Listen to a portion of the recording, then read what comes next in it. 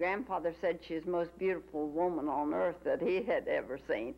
And I never heard anything much derogative about Victoria around Homer, because they were proud of the fact that she was from Homer and ran for president. I think to refer to her as a prostitute might have been kind. It was, she was not to be discussed.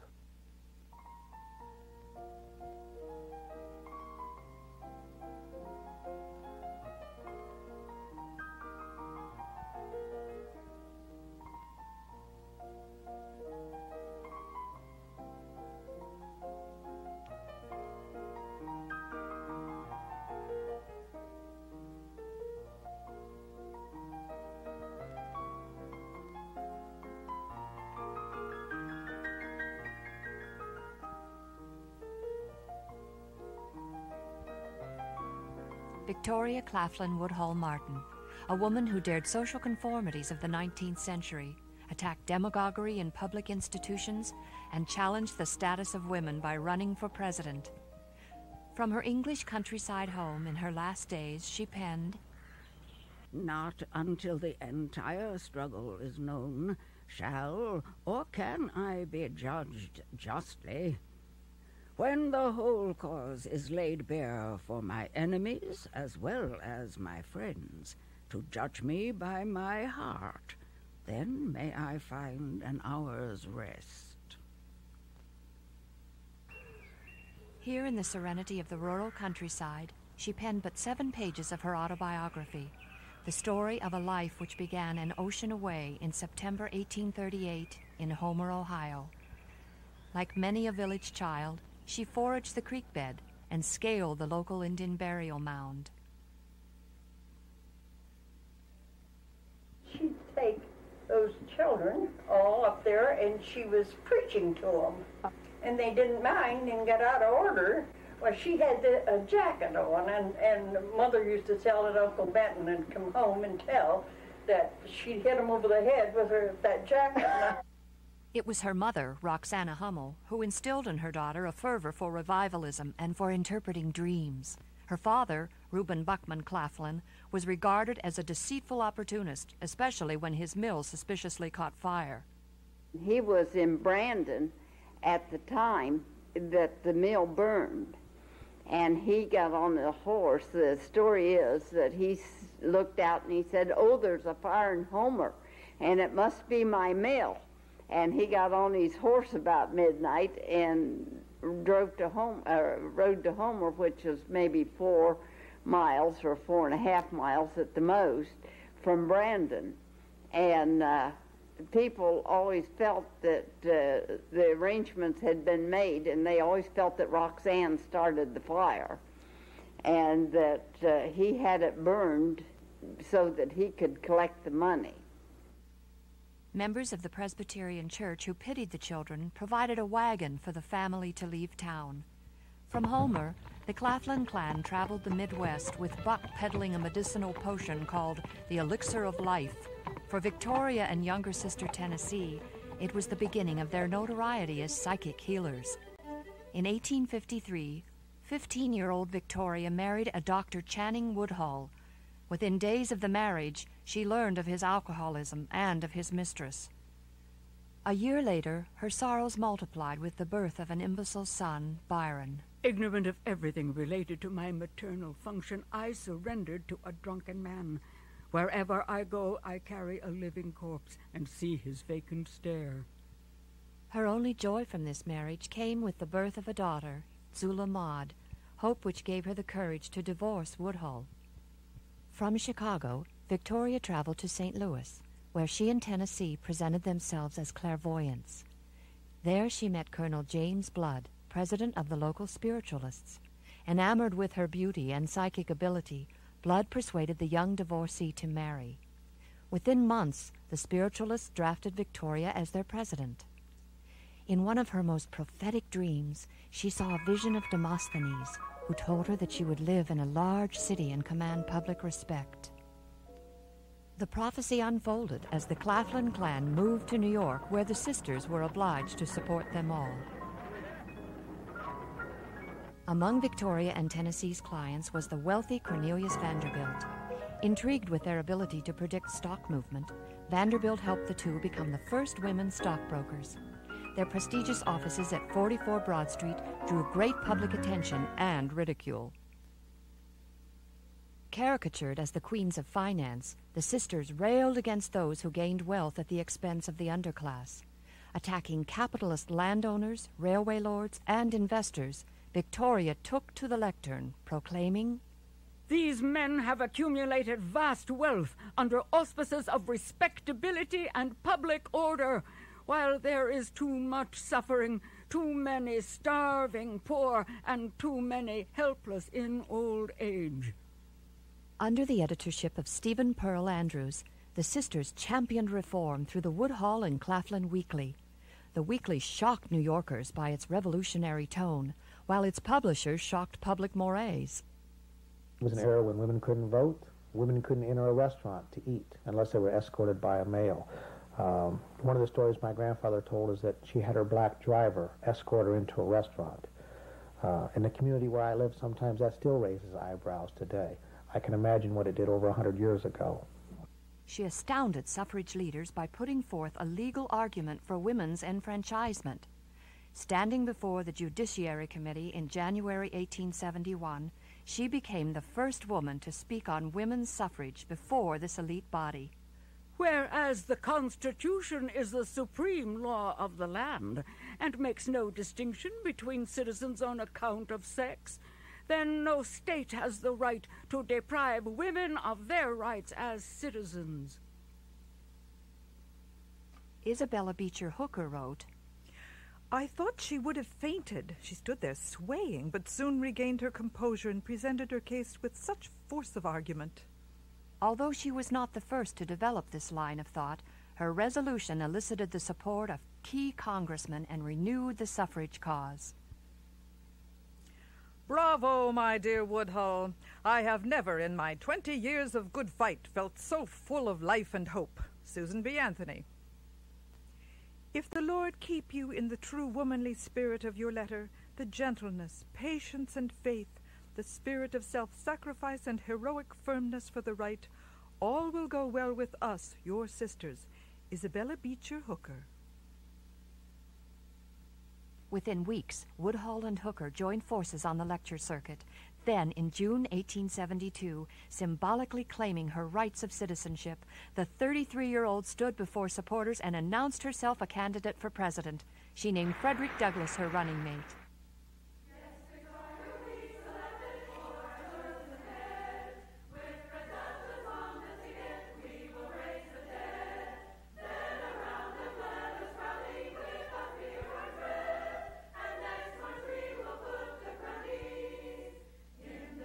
Embarking on a campaign bold and defiant, she heralded political rights for women.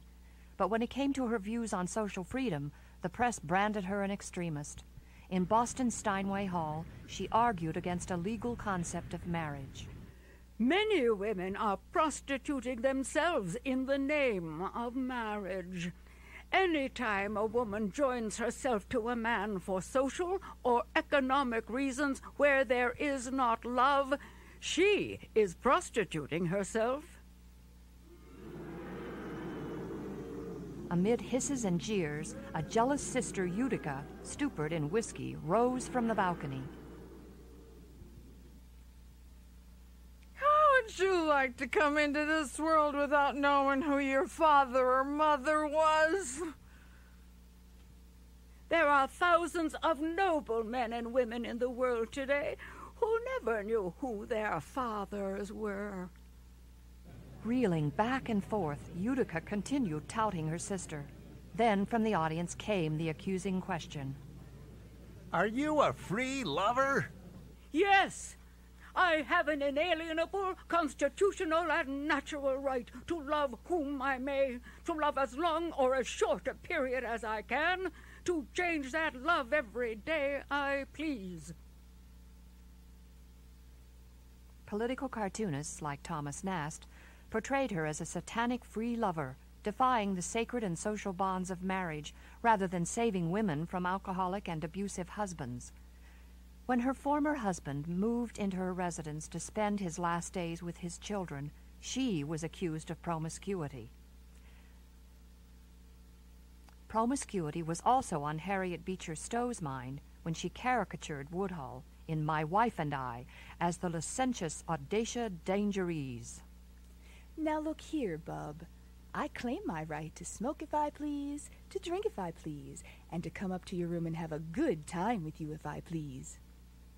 Outraged, Elizabeth Cady Stanton told Woodhull that Stowe's sanctimonious brother, the Reverend Henry Ward Beecher, was having an affair with his parishioner, Elizabeth Tilton. At first, Victoria kept the minister's secret, but weary of a public smear against her, she fired back.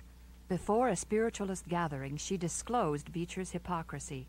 The story became a public scandal after the Weekly ran the fateful column. Victoria printed this story, and somehow the postal or the government tricked her into sending the story through the mail.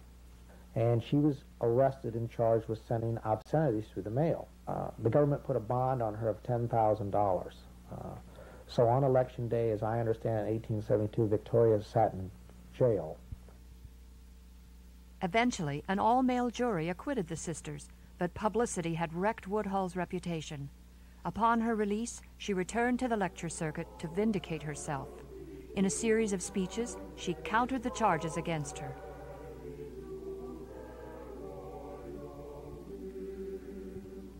Before curious crowds at Cooper Union, she unmasked those who had profited from politics as usual. Despite her courageous attempts, she was arrested once again. Spurned by supporters and abandoned by her husband, she left New York amid a yet unresolved controversy.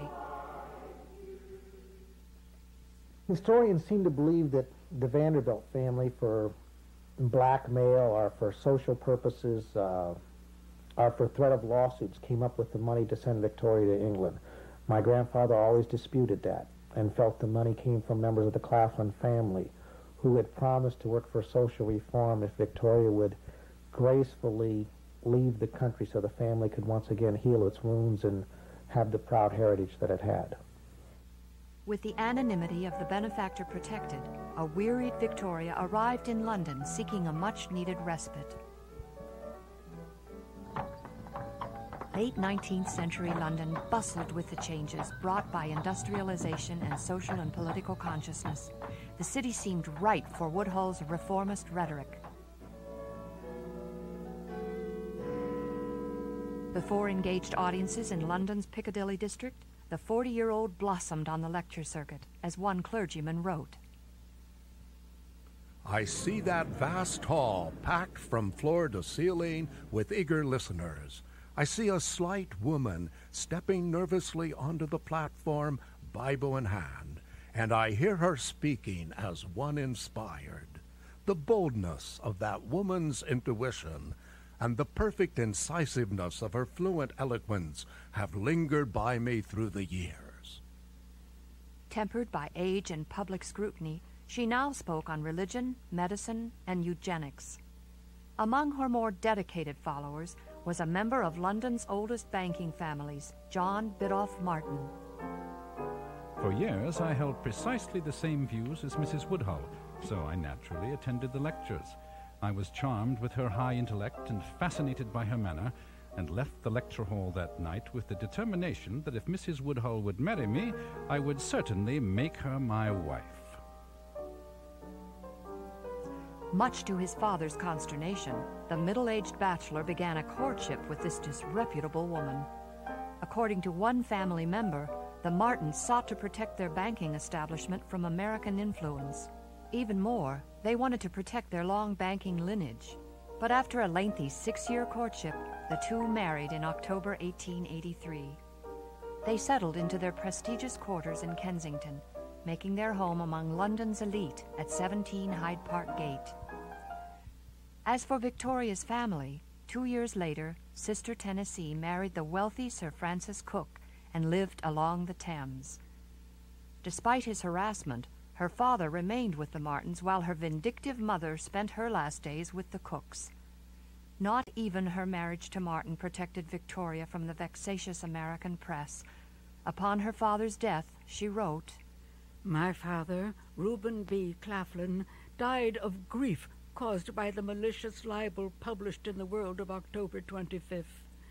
Has not our family suffered enough? For months she had attempted to repair her public image, only to be met by slanderous attacks. She sought presidential office on 4 more occasions, but failed to counter assaults upon her character. Retiring once again from the platform, Victoria began publishing a reform monthly, The Humanitarian. Commended by reformists, The Humanitarian was devoted to social and scientific studies. John Stuart Mill wrote, Victoria Woodhull, you will never be shelved. Your work has living fire and touches vilest truths. She was assisted in her reformist pursuits by her financier husband. The grasshopper of Lombard Street, Martin's History of London Banking, had gained him respect among financial circles. Victoria's writing turned to international government and psychic medicine. Rebuffed by British suffragists, she wrote only of her own cause in America. Anna Howard Shaw warned fellow suffragists of the Claflins. Miss Anthony told me, without impugning their motives or thinking ill of them in any way, it was best for the cause of suffrage that there should be no alliance with them. Frustrated by continued ostracism, Victoria lashed out, this time filing a lawsuit against the revered British Museum. She charged the museum with libel for securing and circulating publications which slandered her. In the courtroom, the Attorney General prodded. Have you not yourself been identified as the leader of the free love movement? To tell the truth, I never knew that love was anything but free. Anything that binds woman against her will, or man either, to me is impurity. I believe she should be free in every sense of her body, when it shall be used to create the image of God. That is my idea of what you may call free love. The judge acquitted the museum from the responsibility of reviewing all publications. Nevertheless, the jury found the material libelous and recommended Mrs. Martin be awarded a symbolic sum of 20 shillings. Exhausted from defending his wife's honor, John Martin sought solitude in the Cayman Islands. His last letter reflected their storybook romance. God bless you and keep you till we meet, and always keep your dear heart happy, and all will be well, and we will be happy together in the future as in the past. God bless you, dear little wife. Within the week, he succumbed to pneumonia and died. He never received word that his father preceded him in death only days earlier. By fate, Victoria and not John inherited the entire Martin estate at Breedens Norton. Desolate and anguished, the 60-year-old left London with her children. Nestled in the Cotswolds near the historic village of Tewkesbury, Breedens Norton provided Victoria with much-needed solace. Reverend Saywill, the local chaplain, recalled, The rural countryside renewed her, and within time her grief turned to generosity. Roads were put in good order, houses repaired, and dilapidated cottages and buildings pulled down. She opened the doors of her 14th century tithe barn for community events. Beneath the thatched roof, she hosted plays, pageants, and an annual Christmas party at which she bestowed gifts on local residents. However, her generosity was never to be taken for granted, as former employee Jack Opperman recalls. Down at the manor, they had a chair, a big chair. You know the old-fashioned beehives of twisted straw? Well, there was a big chair with a shade over it, and then a seat, you see. Then you sit in the seat and the shade would come over, you see. Mm-hmm. But it was got in rather a bad state, and it was ever such a job to get anyone who knew how to do it. Because it's an old-fashioned trade, you see. They couldn't find anybody. At last they found an old man somewhere in Gloucestershire who could do it. And the chauffeur used to fetch him every day, and he went, that was kept down at the manor, you see. And so he worked on it for some time. He had to come, it was a very tricky job, you know, but he knew how to do it. And at last he did finish it. And she went down to see it, Mrs. Woodhull herself, Mrs. Woodhull, you know. And she said, well, boy, how much do you want me to pay for doing that? He told her, I'll pay no such money, boy, it's extortionate, she said. He said, oh, I'm not overcharging her. And she pointed to the manor barn, for that big barn. She said, boy, go into that barn. Go into that barn. And she went into the manor and she said to the housekeeper, tell the cook, there's a man in the barn, and I want him to have as much food as he can eat and as much beer as he can drink. So the one lady who took charge of the manor for her, you see, who's entertained the guests, went in to him. He said, she reckons I'm overcharging her. He said, I'm not overcharging her. He said, she don't want to pay me. So she said, don't you take any notice, she's only pulling your leg. So then Mrs. Woodhull herself went in. Hold your hand out, boy. Both hands, boy. And she filled them with silver coins. As village benefactors, Victoria and Zula Maud championed co-education. The two established a Froebel school to educate village boys and girls. The school valued liberal arts and each child's individuality. The Tewkesbury Register reported, on the Friday previous, the school children were presented with 1 shilling each, and the infants with a 6pence, together with a bun, orange, sweets, crackers, books, and pictures, through the kindness of Miss Z. M. Woodhull. By 1912, Victoria chose to shut down the school rather than allow the Education Authority to appoint a new teacher. With the nation at war, Victoria and Zula Maud turned their attention to vocational education for women. There on the grounds of the manor house, the two established an agricultural school for area women. Instructors taught milking, pruning, planting, and other agricultural skills necessary to maintain the rural wartime English economy. Determined to recognize the accomplishments of these women, Victoria and Zula Maud organized an agricultural fair and awarded prizes. The manor house also served as a residence to host visiting lecturers and performers. The 16th century dwelling hosted cultural and educational events for the local region. The aging Victoria relied on World War I alliances to promote English-American relations. With estate moneys, she restored Sulgrave Manor, George Washington's family residence in England. Enamored with 20th century inventions, especially in transportation, she became one of the first to purchase an automobile. As other members of the Ladies' Auto Club, she and Zula Maud regularly visited Brighton and other English landmarks. She was often seen riding through the English countryside in a motorcycle sidecar, literally racing death. Ironically, it was the death of her beloved sister Tennessee which persuaded the 85-year-old Victoria to refrain from such harrowing adventures. Concerned that her own death might come prematurely, she spent the last 3 years of her life sleeping reclined in a chair and refusing to shake hands with visitors.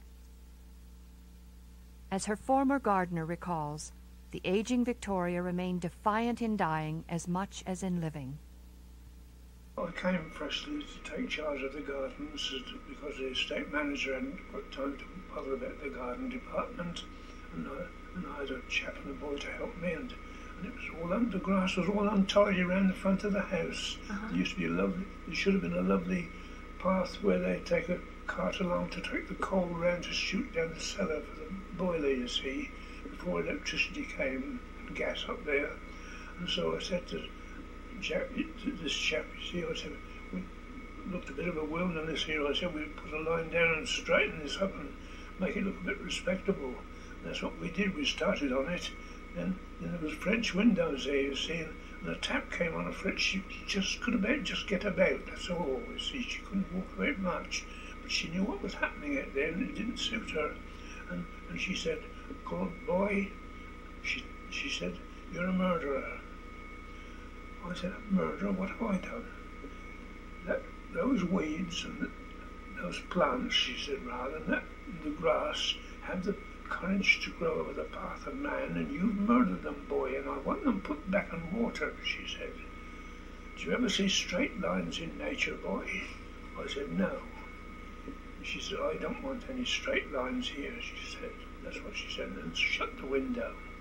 Like those weeds, Victoria Claflin Woodhull Martin had the courage to grow in the path of mankind. On June 9, 1927, she died, just months short of her 89th birthday. From Tewkesbury Abbey, she was eulogized as one who, despite persecution, stood steadfast, challenging political and social conventions of her day.